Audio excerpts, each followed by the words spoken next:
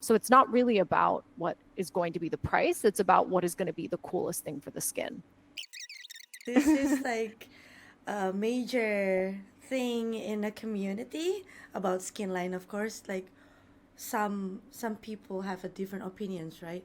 So I want to ask, like, how do you like decide the process of the determine the price of the skin lines, the bundles, because some people said, oh, because of the effect, or because it's complicated, maybe some things like that.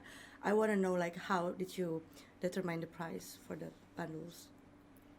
I can answer that. So, we never want to kind of take like a checklist approach where, basically you're like, because it is this is the price. Because sometimes, actually, talking about Kornami versus Face Guard is a really good example. So, we wouldn't want to say, oh, this must have this effect or it for this price. It doesn't make sense because we want to do what's right for the fantasy, which is why even in Phase Guard, right, we have, for example, a custom equip on the Ghost, but we didn't do that on the Outlaw because it didn't make sense for the Outlaw, but we thought it made a lot of sense for the Ghost, right?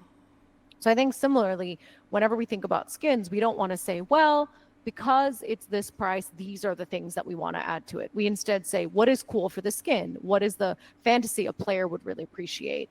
What do players tell us they really like? So the team designs the skin and makes it.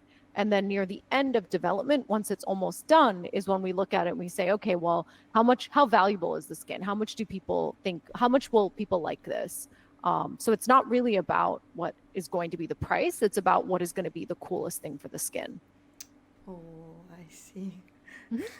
I think And other companies might do it differently. They say, we need a price for this much, make a skin, but that to us never made sense. It's make the cool thing because ultimately, I think people want things that feel good.